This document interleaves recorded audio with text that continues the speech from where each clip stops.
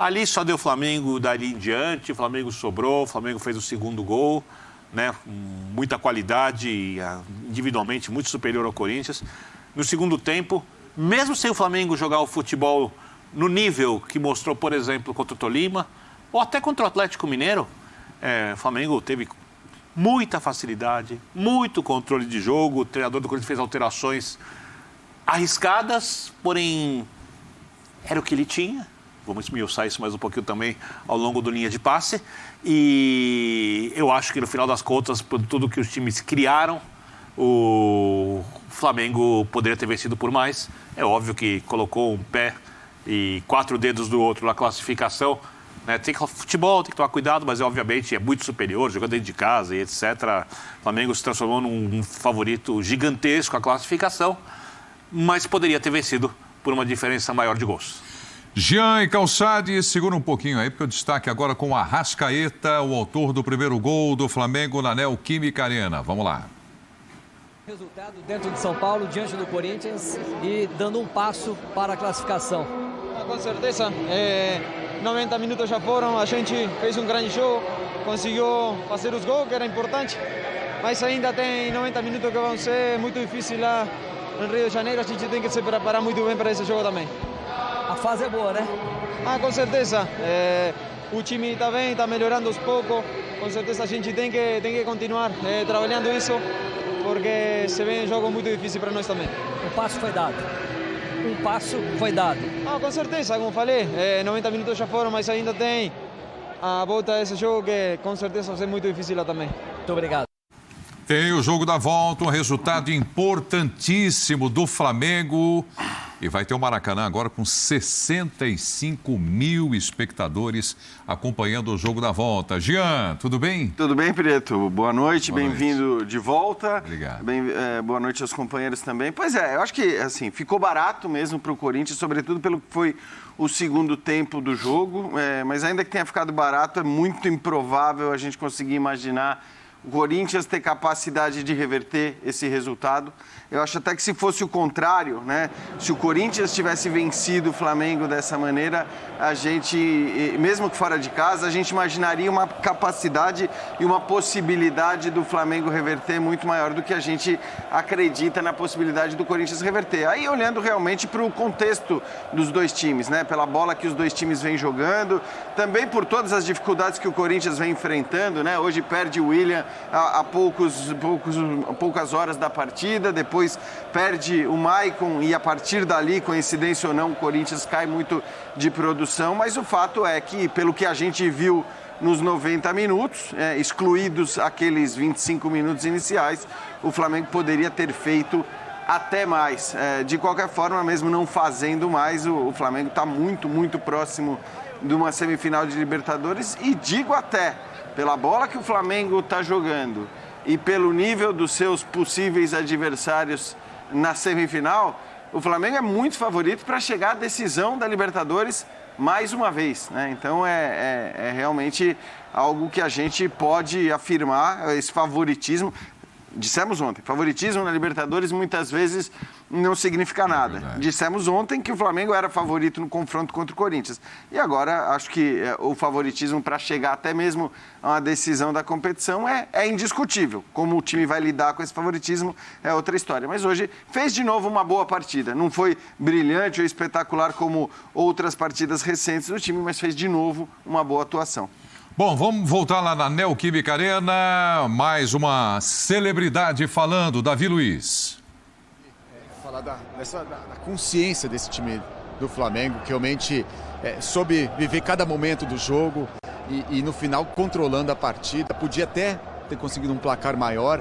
E o tamanho da vantagem que o Flamengo leva lá para o jogo do Maracanã? Acho que não está nada definido ainda. O time do Corinthians é um time muito capacitado, uma grande equipe, grandes jogadores, grande treinador. Mas dá parabéns à nossa equipe, nunca é fácil jogar aqui. Acho que, se eu não me engano, é a segunda derrota só do Corinthians aqui Os últimos 35 jogos. Então, acho que a gente fez um jogo, sim, muito maduro, muito consistente. Acho que a gente evoluiu durante a partida. Terminamos muito melhor o jogo do que começamos.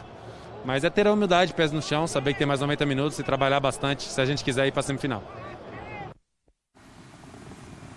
Aí o Davi Luiz, e a gente continua na Neoquímica, agora com o Gustavo Zupac trazendo um destaque aqui para o Linha de Passe. O Zupac vendo tudo de perto e sentindo aí a atmosfera desse grande clássico. Tudo bem, Zupac? Boa noite. Tudo bem, Preto? Boa noite a você, aos companheiros, aos fãs de esporte. Estava ouvindo atentamente os destaques dos amigos de bancada e a linha de análise do jogo é essa mesmo.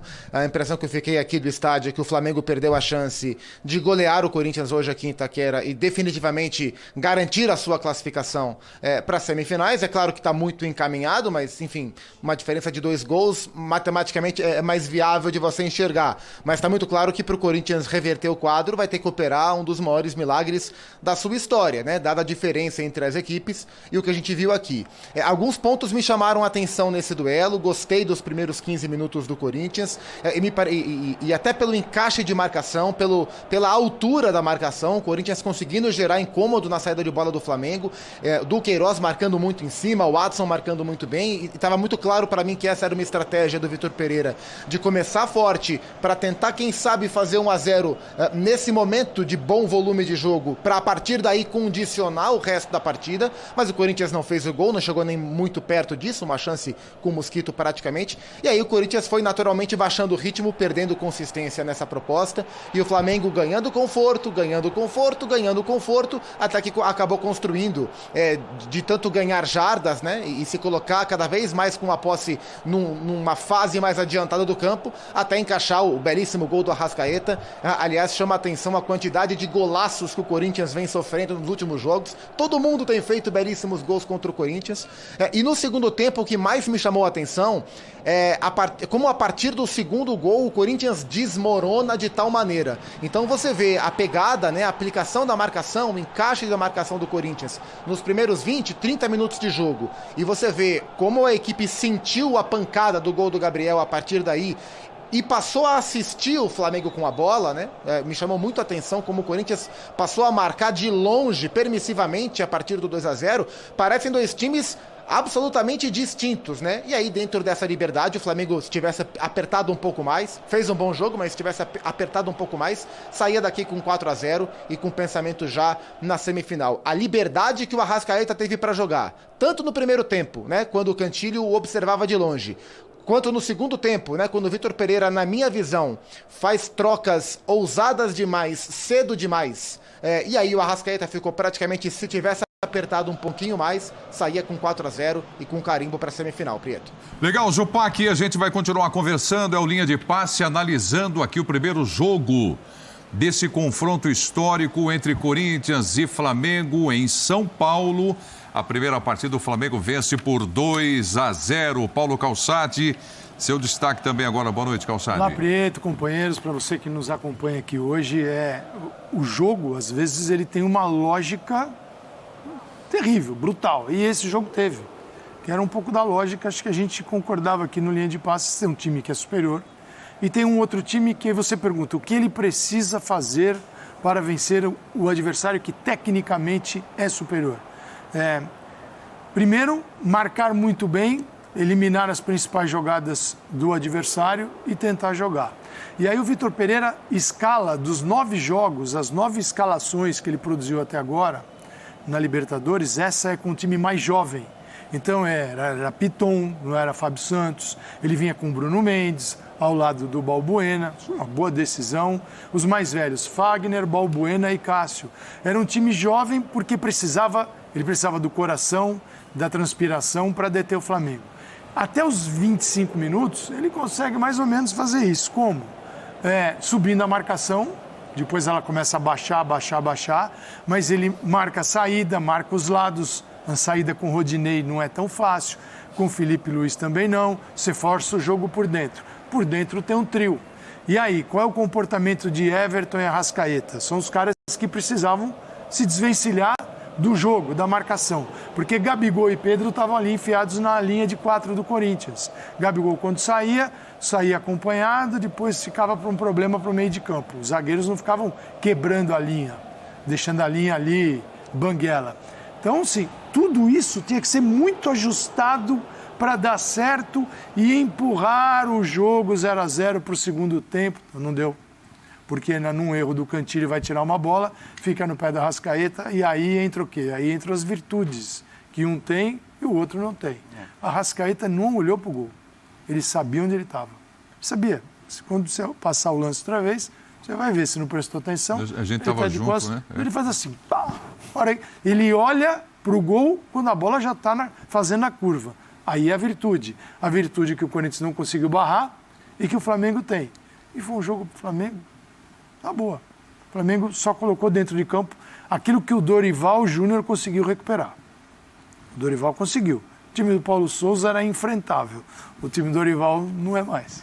O que me chamou a atenção hoje, esse jogo me lembrou uma outra partida, sem o mesmo volume de intensidade, sem o mesmo placar. De um momento em diante, esse jogo lembrou a partida de volta do Flamengo contra o Grêmio. Porque o Corinthians ficou no córner, sem nenhuma capacidade, principalmente depois do segundo gol. Depois do primeiro gol, encostou no córner, mas ainda podia, de algum jeito, tentar escapar do nocaute. No segundo gol, o Corinthians foi nocauteado. E aí, por isso que a gente fala aqui que podia ter sido mais. E vamos deixar claros, nocauteado porque o Flamengo foi muito superior. E o Calçade falou, não tem nem que discutir a parte técnica, incomparável. Né? O treinador do Corinthians fez uma estratégia que eu concordo completamente no começo. Como o Zupac também disse na abertura que as mudanças foram ousadas, mas no final das contas eu não acho que foram precipitadas. Eu acho que é o mata-mata, você tem que arriscar. E você tem que arriscar contra um time. A tendência é essa, uma equipe melhor com variações de jogo e outras questões. Porque o Corinthians vai para o córner e no segundo tempo o Flamengo não precisa acelerar o jogo, não precisa se tornar intenso como era com o Jorge Jesus, mas ele tem um controle enorme, ele não permite que o Corinthians sequer reaja. Ele vai chegando próximo à área, entrando na área com muita facilidade e com um pouco mais de capricho nas finalizações. Teria feito 3, 4, 5 gols, poderia ter repetido o placar daquele jogo contra o Grêmio. Então a questão foi só da finalização, um pouco porque aquela equipe do Flamengo do Jorge Jesus era uma equipe já construída, pronta, que podia melhorar uma coisa, mas era uma equipe pronta. Essa ainda não está. Eu vou repetir isso todas as vezes, como disse, desde o momento em que o Flamengo começou a jogar muito com o Dorival. Essa equipe pode, e eu acho que vai evoluir ainda bastante, inclusive com outros sistemas de jogo. Né? Eu acho que o gol do Gabigol, ele é um gol muito importante, porque o Gabigol vinha jogando muito bem, mas não vinha finalizando bem. Quando você faz um gol como esse, eu acredito, se eu tivesse que apostar, lógico, futebol às vezes desmente, mas se eu tivesse que apostar, vai começar a fazer gols novamente, quando tiver as chances, como fazia antes, ou quase como fazia antes. Então eu acho que esse é um jogo de redenção para o Flamengo, porque eliminar o Atlético foi extremamente importante, porque o time estava lá embaixo, emocionalmente, moralmente. Ganhar do Tolima antes também foi extremamente importante. O Tolima é competitivo, era um jogo perigoso, eu vou continuar repetindo isso, porém, é o Tolima. Quando você vai a Itaquera, não importa se não é o melhor Corinthians, não importa se o Corinthians não tem os melhores jogadores, e ganha dessa maneira, você faz um jogo que você escreve na história e fala assim, opa, cheguei. E cheguei aqui muito grande. Para não dizerem, porque algumas pessoas podem pegar no meu pé, foi exatamente o que eu disse do Corinthians quando eliminou o Boca na Bombonera. Corinthians totalmente esfacelado. Não importa que o Boca não é o melhor Boca, não importa que o Boca não está na sua melhor versão, é uma derrota, uma vitória contra o Boca, uma eliminação do Boca na Bombonera com empate nos pênaltis. Hoje o Flamengo ganhou por 2 com cara de que podia ter feito 4 ou 5 em Itaquera. Isso entra para a história e coloca o Flamengo muito perto da classificação. Eu acho que esse jogo vai ter um peso muito positivo para o elenco que gosta de ganhar, na recuperação total da autoestima, no crescimento de alguns jogadores do Gabigol e etc. Tem